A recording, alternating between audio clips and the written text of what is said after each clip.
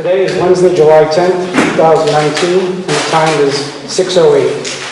My name is David Del Sesto, and I'm the Principal Air Quality Specialist in the Office of Air Resources. I am the hearing officer for today's hearing.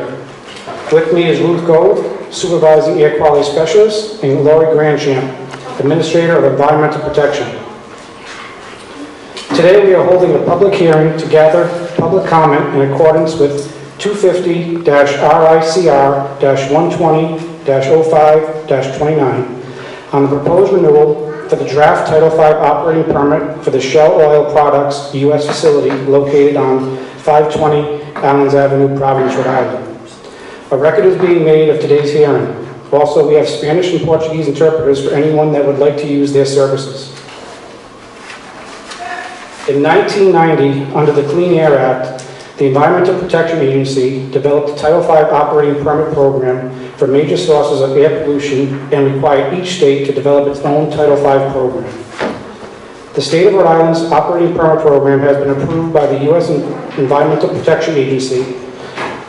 A Title V operating permit is a legally enforceable document designed to improve compliance by consolidating all applicable air pollution control requirements for the stationary source into a single federally enforceable document and clarifies all applicable requirements, including emission limitations, operating, monitoring, testing, record keeping, and reporting requirements. All federal and state regulations, consent agreements, and pre-construction permits are condensed into one document, the Title V operating permit. The Title V operating permit does not add new air pollution emission limits, nor does it allow any increase in pre-established emission limits found in pre-construction permits or as allowed in state and federal regulations. The Title V operating permit also does not allow for new construction or new sources of air pollution to be installed. The main purpose of the Title V operating permit is to consolidate all applicable state and federal requirements into one document so the public, state, federal agencies, and facilities know exactly which conditions and/or requirements the facility is subject to, including, but not limited to, emission limitations, operating, testing, monitoring, reporting, and record keeping. There are several sign-up sheets on the tables near the entrance for people who wish to make comments.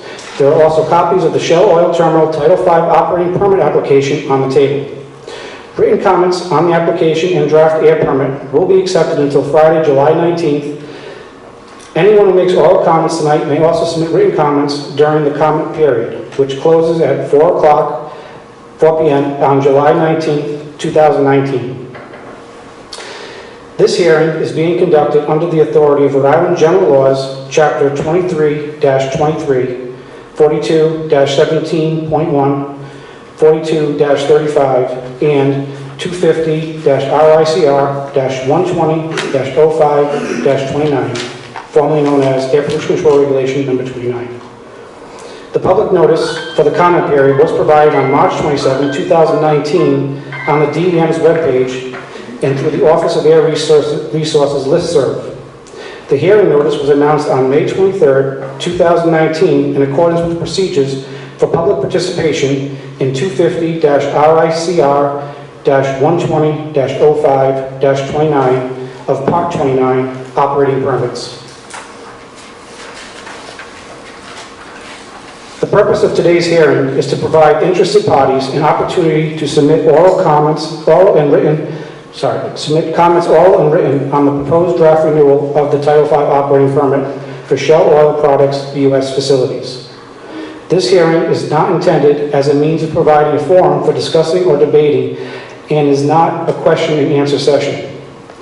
The department will not be responding to any comments received tonight. Members of the hearing panel, however, may ask you questions about your testimony.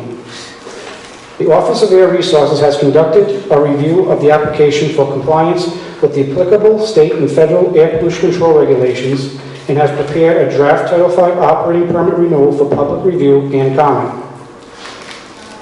As previously stated today, public hearing is not question and answer session, but rather an opportunity for the public to come in and place their comments on the record.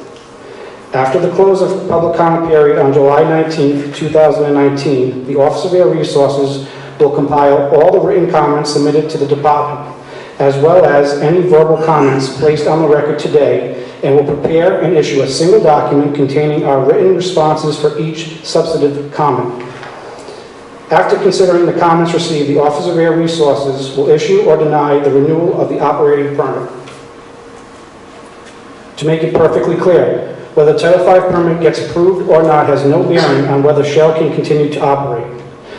It is stated previously that the Title V operating permit is simply a combination of all applicable rules and requirements that the facility is already subject to, and the underlying rules and requirements will be still in effect. If after the close of the public comment period, the DEM determines the Title V operating permit renewal cannot be issued, the facility would still be able to operate under pre-construction permit conditions. Excuse me, español, necesito un translator. Estoy aquí. O usted va a decir lo que está diciendo ahora o usted se sienta aquí conmigo. She wants to know if I'm going to be saying everything that you have just said, or am I going to be sitting next to her and translating as everything is being said? I will sit next to her and do it simultaneously. Thank you.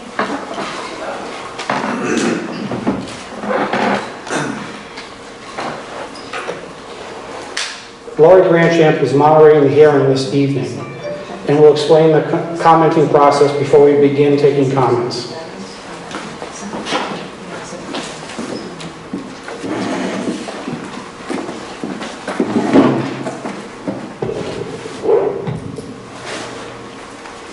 Good evening. When you arrived, those seeking to speak were asked to sign their names to one of the sign-up sheets that were located at the entrance. I will be calling names off of the sheets in numerical order by sheet as follows: line 1A, line 1B, line 1C, and then we will repeat beginning with line 2 and so forth.